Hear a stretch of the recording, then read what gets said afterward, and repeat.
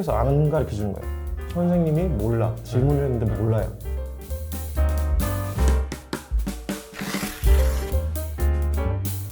안녕하세요. 저는 에듀스팟의 원장이자 청소부를 맡고 있는 김재윤이라고 하고요. 컴퓨터 사이언스를 전공을 했고 학원에서는 컴사 수업이랑 컨설팅 너무 많이 이것저것 많이 하고 있습니다. 자, 그 많은 수업을 가르치고 계세요. 아무래도 개발자 출신이시고 실리콘밸리에 대한 이력이 있으시니까 네. 그거를 살리셔서 AP 컴사, AP 컴퓨터 사이언스의 수업을 맡고 계세요. 맞습니다. 그래서 오늘은 그 수업에 대해서 조금 더 구체적으로 심층 분석을 해보도록 하겠습니다. 네, 알겠습니다. AP 컴퓨터 사이언스는 무슨 과목입니까?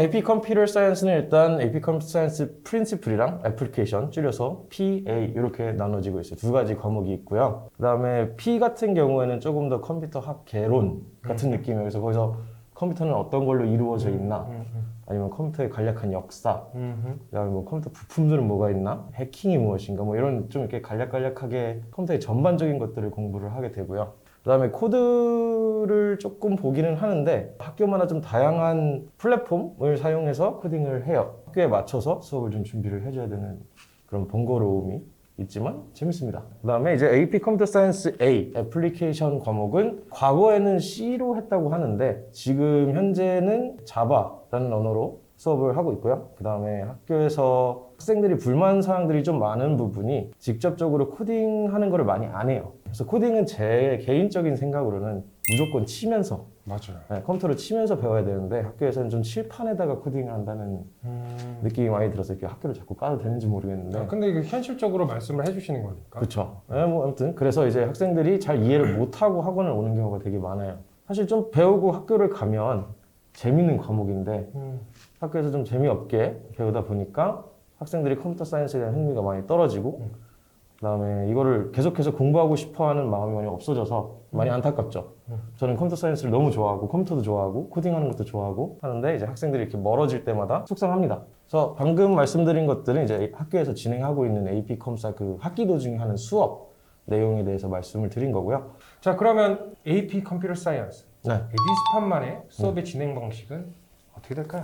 에듀스팟에서는 교재를 사용하지 않습니다. 사실 컴퓨터 사이언스는 교재가 제 생각에 그렇게 필요하지가 않아요. 특히 AP 컴사 A 같은 경우에는 자바라는 언어를 배우는 게 중요하기 때문에 그 언어를 공부를 해야죠. 그래서 그 언어, 자바 언어를 공부를 하려고 하면 컴퓨터에 쳐야 되거든요. 다양한 이제 ID라고 해가지고 코딩을 치고 이걸 컴파일을 돌려서 뭔가 이제 아웃풋을 저희가 확인을 할 수 있는 어떤 프로그램들이 있는데 저희 학원에서는 주로 이제 인텔리제이나 이클립스라는 것들을 많이 사용을 하고 만약에 뭐 설치가 안 된다 아니면 컴퓨터가 없다 이럴 경우에는 학원에 비치되어 있는 컴퓨터로 수업을 하고 있으니까 너무 걱정을 하지 않으셔도 되고 교재는 이제 너무 정형화가 돼 있어요. 그래서 이거 하면 된다 라고 써져 있는데 그런 것보다 일단 아까 말씀드렸듯이 자바라는 언어를 처음부터 변수는 무엇인지 if, 조건문은 무엇인지 뭐 요거를 수업 시간 때 실생활에서 사용할 만한 어떤 이그젬플 예시로 그 코드를 사용해서 뭔가를 만들어 보는 거예요. 그래서 만들면서 배우는 게 가장 효과적으로 배울 수 있거든요. 그래서 만들면서 배우고 그거를 이제 사용을 해보는 거예요, 본인들이. 그렇게라도 한번 해보는 게 이해도도 많이 높아지고 그다음에 자기가 이제 궁금증이 많이 생겨요. 그럼 여기다가 이걸 좀 더 다르면 어떻게 해야 되나요? 아니면 뭐 지금 이런 조건문이 있는데 이걸 또 반복해서 계속 물어보고 싶으면 어떻게 해야 되나요? 이런 것들을 이제 직접 하나씩 해보는 거죠. 근데 이제 너무 산으로 가면 안 되고 그거를 AP 커리큘럼에 있는 범위 내에서 이제 가지고 놀다 보면은 학교에서 가르쳐주는 그런 내용보다 훨씬 더 큰 범위들을 벌써 알고 있기 때문에 학교 가서 너무 수월하게 학교 수업을 따라갈 수 있습니다. 컴퓨터를 네. 안 좋아하는 학생들도 네.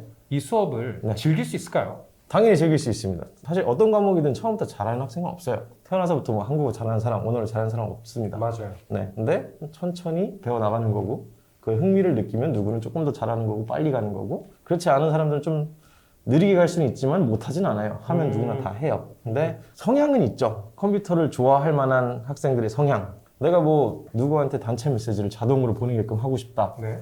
생각만 하지 말고 그걸 만들어 보는 거예요. 네. 뭐 기념일, 생일 때마다 카톡 누구한테 보내고 싶다. 이제 그런 거를 이제 해보는 거죠. 맞아요. 네. 학교에서는 안 가르쳐 주죠. 맞아요. 이걸 하다 보면 이제 코드가 이해가 되고 컴퓨터 사이언스가 왜 재밌는지 알게 되고 또 다른 애플리케이션 생각하게 되고 그걸 만들어 보는 과정까지 연결을 해볼 수 있어요. 최근 이제 한 학생이 왔는데 혼자서 어떻게든 해보려고 했는데 학교에서 안 가르쳐 주는 거예요. 선생님이 몰라. 질문을 했는데 몰라요.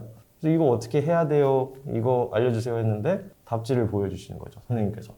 이거대로 하면 돼. 하는데 설명을 못 하시는 거예요. 얼마나 답답하겠어, 학생이. 그러니까 에세이를 외우라고 하는 거예요. 똑같아요. 영어를 배우는데. 아이고.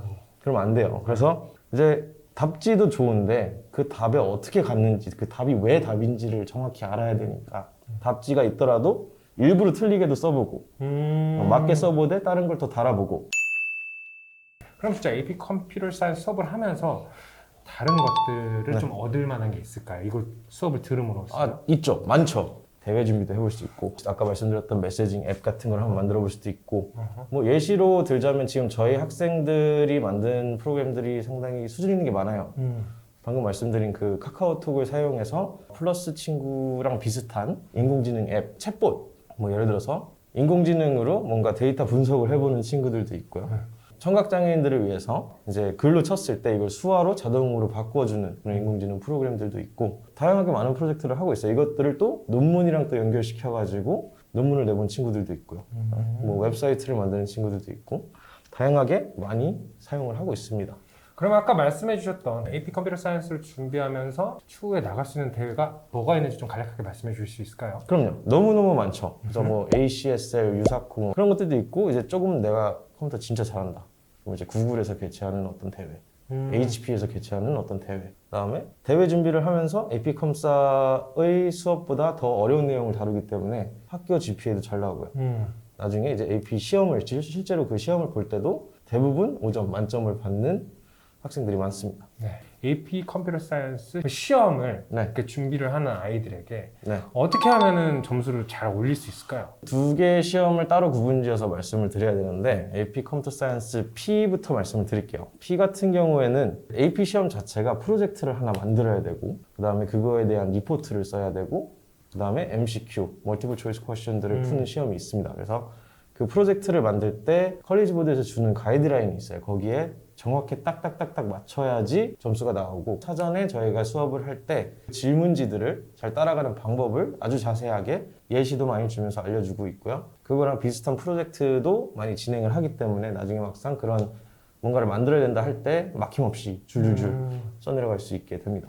그리고 MCQ 부분, AP 컴퓨터 사이언스 P의 MCQ 부분 같은 경우에는 아까 말씀드렸던 컴퓨터 학개론 아니면은 부품들, 대략적인 이론들 이런 것들을 시험을 보게 되는데, 그런 것들은 준비가 그렇게 오래 걸리지는 않아요. 근데 범위가 많지 않기 때문에 한 달 안 걸리는 친구들, 컴퓨터 관심 있는 친구들, 아니면 뭐 컴퓨터 조립을 해봤다 이런 친구들은 한 달도 안 걸리는 경우도 많습니다. 이제 AP 컴사 A 같은 경우는 아까 말씀드렸듯이 자바라는 코딩 언어로 시험을 보기 때문에 컴사를 준비를 할 때 사실 코딩도 중요한데 이론적인 부분들도 상당히 많이 중요해요. 그래서 아까 저희가 코딩으로 많이 수업을 한다고 했는데, 이 시험을 볼 때는 저희가 코딩으로 배웠던 그 언어를 글로 옮겨보는 거예요. 왜냐면 그 AP 시험 자체는 이제 코로나로 이제 온라인으로 몇 번 보긴 했지만 종이로 원래는 보는 시험이거든요. 그래서 자기 코드가 잘 마무리가 됐는지, 뭐 브래켓 하나 달았는지 안 달았는지 이런 걸 세심하게 신경을 쓰는 게 좋습니다. 그다음에 이제 코딩이라는 게 이게 쌓여요. 그래서 학기 처음부터 뭐 처음에 배우는 것들, 예를 들어서 뭐 변수, variables 이런 것들을 무시하고 있다가 나중에 한 번에 배우려고 그러면 1년치를 한 방에 배워야 되는 거예요. 그래서 천천히 컨셉들을 다 다져서 올라오는 게 중요합니다. 만약에 이제 중간에 갑자기 저희 학원 와서 선생님 이거 이해가 안 가요 하면 대부분 처음부터 다시 와야 돼요. 복습을 하면서 다 100%를 만들어 놔야지 이 뒤로 갔을 때 이해가 확실하게 되는 겁니다. 네. 난 100% 잘할 수 있어요. 그래서 초반부터 쉽다 생각할 때부터 확실하게 잡아놔야 나중에 좀 어렵게 꼬일 때, 코드가 꼬일 때 헷갈리지 않고 지조 있게 풀어서 정답을 맞출 수 있는 거라고 생각이 들어요. 에듀스팟만의 노하우, 에듀스팟만의 그 AP 컴퓨터 사이언스의 차별점이 있을까요? 일단 저희는 아까 말씀드렸듯이 커리큘럼을 따라가는 듯 따라가지 않아요. 그러니까 학교에서 배우는 건 당연히 커버해야겠지만, 학교에서 배우는 게 100이라 그러면 저희는 일단 120, 130을 합니다. 그래야지 학교에서 살짝 틀어가지고 문제를 내더라도 학생들이 당황하지 않고 바로 문제없이 막힘없이 풀 수가 있게 되는 거죠. 그래서 저희 학생들이 학교를 갔을 때 가끔 들려요. 학생들이 자랑을 해요. 어떤 것들을 자랑하냐면, 선생님이 설명 못하는 걸 내가 설명했어요. 다른 학생들이 질문하는 거를 내가 대답해줬어요. 와. 이런 경우가 상당히 많습니다. 아주 자랑스러운 학생들이 잘하셨습니다. 컴퓨터 사이언스는 재밌습니다. 어려운 과목이라고 많이 알려져 있는데 처음부터 차근차근 연습 문제 그리고 코딩, 컴퓨터를 직접 이렇게 쳐보는 것들을 많이 해보면 생각보다 그렇게 어렵지 않다는 것을 깨달을 수 있습니다. 준비할 때 너무 단기간으로 준비하려고 생각하지 마시고 좀 여유를 두고 좀 천천히 재밌게 배워보겠다는 생각으로 준비를 하시면 컴퓨터 사이언스도 충분히 해볼만 합니다. 자, 오늘 이렇게 해서 네. 저희 이리스팝 원장님 브라이언 쌤과 인터뷰를 진행했는데요. 네. AP 컴퓨터 사이언스를 네. 너무 이렇게 열심히 가르쳐 주셔서 너무 감사하다고 생각합니다. 감사합니다. 감사합니다.